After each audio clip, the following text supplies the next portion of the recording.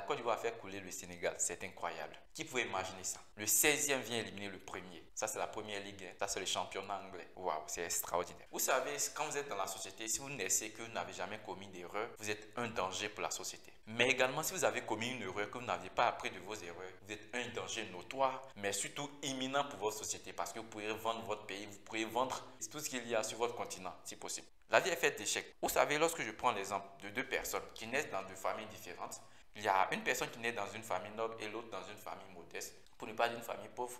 Vous voyez que les deux enfants n'ont pas la même éducation. Il y a un, s'il y a une difficulté de vie demain, il y a un qui pourra s'en sortir. C'est-à-dire lui qui a vécu avec des difficultés, qui a survécu, aura moins de difficultés à survivre par rapport à un enfant qui, lui, lorsqu'il naît, il y a tout, il y a papa qui a de l'argent, maman a tout. Lorsque je vais effectuer des voyages, papa m'emmène, maman m'y amène. Cet enfant-là aura de difficultés à survivre si papa et maman ne sont pas là. Donc ça veut dire que la vie elle-même est faite d'échecs et d'erreurs. C'est grâce aux échecs, difficultés qu'on arrive à construire une meilleure vie. Raison pour laquelle parfois il y a des gens qui disent que moi je ne veux pas me mettre en couple et autres, je suis trop... Non, se mettre en couple, ça ne veut pas dire que vous couchez forcément ensemble. Ça n'a rien à voir, il faut comprendre la notion. Ça n'a rien à voir. Vous pouvez être ensemble et ne pas coucher ensemble. Ça va vous permettre de comprendre certaines choses de couple. Ça va vous permettre de comprendre ce qu'on appelle le conjugal. Parce que si vous vivez avec quelqu'un, oui chérie, j'aime pas ça, cela va bien évidemment à vous adapter. Là, vous avez déjà une notion, une vie de ce qui pourra arriver demain si vous êtes marié. Pour revenir au sujet, donc, après les 4-0 pris contre la Guinée équatoriale, on était totalement éliminés, on n'y croyait plus. Mais lorsque le Maroc nous a fait qualifier, les Marocains, chapeau à vous, merci surtout, on y a cru et les jeux sont remis en cause. Qu'est-ce qui n'a pas marché? Lorsqu'on était sur le terrain, oui, si on veut prendre individuellement, Franck Kessié, il est bon, Nicolas Pepe, il est bon, Seko, il est bon et autres. Mais qu'est-ce qui fait que la Côte d'Ivoire n'arrive pas à jouer? C'est la bonne question qu'on devait se poser. On a tous les ingrédients, on a toutes les capacités individuelles pour que nous puissions réussir nos matchs. Mais pourquoi la Côte d'Ivoire n'y arrive pas? En réalité, c'est parce qu'on ne se comprend pas. Le football est un sport d'équipe et un jeu collectif. C'est-à-dire, je ne peux pas jouer seul contre 11, non, ça ne peut pas marcher. Et lorsque nous sommes 11 mains sur le terrain, là encore, il y a une nuance. Ce n'est pas le fait que nous soyons 11 sur le terrain, qu'on pense qu'on est coéquipier ou qu'on pense qu'on est collectif. Non, le collectif va se jouer dans la mentalité. Même si nous avons des différends en dehors du terrain, mais lorsque nous sommes sur le terrain, on devient un avec ce manque de collectif. Et c'est ce qui a été, je dirais, l'erreur fatale pour les Ivoiriens. Donc, il fallait travailler cet aspect-là.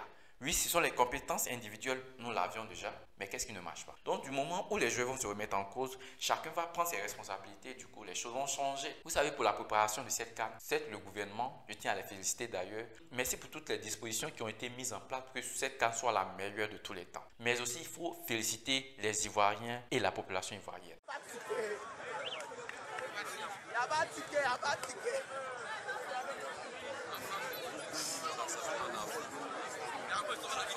La petite vidéo que vous venez de voir, c'était le jour d'achat des billets du match entre la Côte d'Ivoire et le Sénégal. Vous voyez sur place, si on ouvrait ce guichet-là, tous les billets, les 20 000 places pouvaient être achetés en moins de 8 heures. Il y a des dames qui nous ont dit qu'elles étaient là à la veille, c'est-à-dire à 22 heures sur le lieu, pour l'achat des billets le lendemain. Il y avait un gars d'ailleurs qui nous disait qu'il arrivait à minuit, il croyait qu'il serait premier, mais il s'est rendu compte que sur la liste, il était 79e.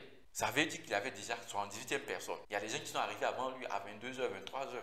Vous voyez, même le maillot que je porte là, les Ivoiriens n'ont pas forcément l'argent. Parfois, c'est difficile même pour des gens d'avoir 10 000 francs par mois. Mais pour les maillots sont partis jusqu'à 60 000 francs. Mais pour soutenir leur équipe, pour soutenir les éléphants de Côte d'Ivoire et pour soutenir la Côte d'Ivoire, les gens se sont donné les moyens, la possibilité d'avoir les maillots.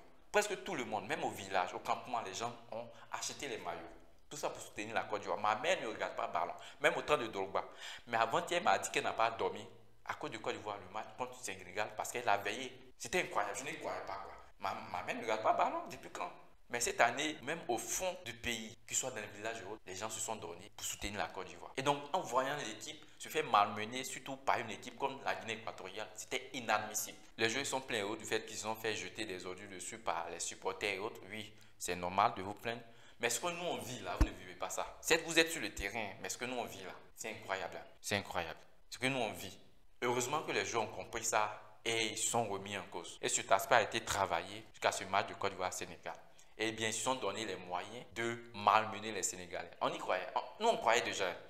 La seule équipe qui avait la pression ce lundi, c'était le Sénégal. Nous, on était tranquilles. Nous, les supporters, on était déjà tranquilles même. Comme on le dit qu'en Côte d'Ivoire, cabri mort ne peut jamais avoir peur de couteau. C'est-à-dire un cadavre ne peut pas avoir peur de la mort. Est-ce qu'on peut tuer un cadavre? La Côte d'Ivoire était déjà morte. Donc, on ne peut plus tuer un cadavre. Soit on gagne, soit on ne gagne pas. Et on s'en foutait. Mais lorsque le Sénégal a marqué à la 4e minute, on était convaincus que la Côte d'Ivoire allait gagner le match. Je vous assure, mes amis pourraient en témoigner. Parce qu'on regardait le match ensemble. On avait la vive conviction que la Côte d'Ivoire allait gagner le match. Parce que le Sénégal ne peut pas marquer la Côte d'Ivoire à la 4e minute et puis la Côte d'Ivoire restait endormie. Vous-même l'avez constaté qu'après le but du Sénégal, le Sénégal est resté endormi. Même le coach avait expliqué ça à la fin du match parce que la Côte d'Ivoire était réveillée. Il n'y avait pas d'action dans la sphère de réparation, mais la Côte d'Ivoire dominait fermement le match. Plus de 60% de possession. Et on pourrait parler de l'arbitrage et autres pour dire que non, on a eu pénalty, l'arbitre n'a pas sifflé et autres. Oui, les Sénégalais, je vous comprends. Je comprends, c'est une émotion, je comprends. Mais si on veut rester sur ce point, on ne va pas s'en sortir. Vous ne vous dites pas que si on voulait parler de l'arbitrage, le Sénégal pourrait finir à 10 avant les 15 premières minutes. Et si Sadio Mané sort du terrain avant 15 minutes, vous pensez que vous allez pouvoir tenir jusqu'à la 60e minute avant que la Côte d'Ivoire n'égalise? Non, vous aussi, même si on dit, on ne vaut rien. Mais vous l'avez constaté. Bon, l'objectif, c'est pas ça. Mais c'est vous faire comprendre que lorsqu'il y a une erreur qui est commise, lorsqu'il y a une difficulté, d'abord, il faut se remettre en cause. Qu'est-ce qu'il faut voir ce qui n'a pas marché, mais surtout ce qui a marché, il faut s'appuyer dessus. Si on m'a taclé que je ne suis pas tombé dans la surface de réparation, pourquoi je ne suis pas tombé? Parce que si est tombé, j'allais avoir un penalty.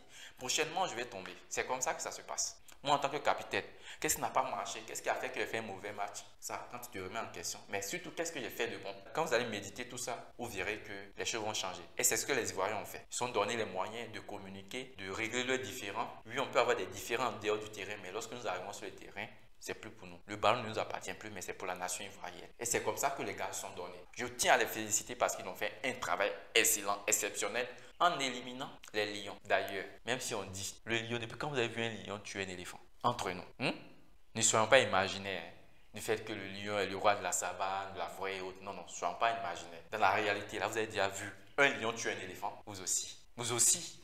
Soyez un peu pragmatique et réaliste. Un éléphant reste un éléphant, quel que soit ce qui arrive. Même quand il dort, un éléphant qui dort ne peut pas être tué par un lion. Et Maroc, chapeau à vous, merci vraiment pour ce que vous avez fait pour nous encore une fois de plus. Vraiment merci. Les gens vont regretter ça. Il y a une équipe que nous devons affronter devant là. On les attend.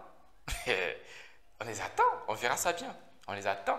C'est pas 3-0 là, on n'est pas à comprendre. Je vous assure. 3-0. J'ai confiance. Hein. Je ne voudrais surtout pas qu'on tombe sur le Maroc en demi-finale. Non, pas du tout. En finale, au moins, c'est entre frères, on va se jouer comme ça. Et bonne chance à vous pour le match contre l'Afrique du Sud. Et pour toutes les personnes qui ont suivi cette vidéo, il ne faut pas voir les choses de manière partielle, il faut voir les choses de manière objective. En fonction de ça, on peut comprendre certaines réalités. S'il y a un échec, qu'est-ce qui n'a pas marché? Et surtout, qu'est-ce qui est fait de bon? Il ne faut jamais vous attarder seulement sur le côté négatif. Il faut s'appuyer aussi sur le côté positif. C'est tout ça qui va former l'avenir le lendemain. Mais surtout, ce qui n'a pas marché, il faut essayer de les améliorer. Ne pas chercher à commettre les mêmes erreurs. Raison pour laquelle je dis, une personne qui n'a jamais commis d'erreur est un danger pour la société. Mais une personne qui a déjà commis une erreur mais qui n'a jamais appris de ses erreurs est une personne qui constitue un danger notoire, surtout imminent pour la société et pour le monde. Merci bien, prenez soin de vous. Vous êtes le maître de votre vie, vous êtes le disjoncteur de votre vie. C'est à vous de le descendre comme de le remonter.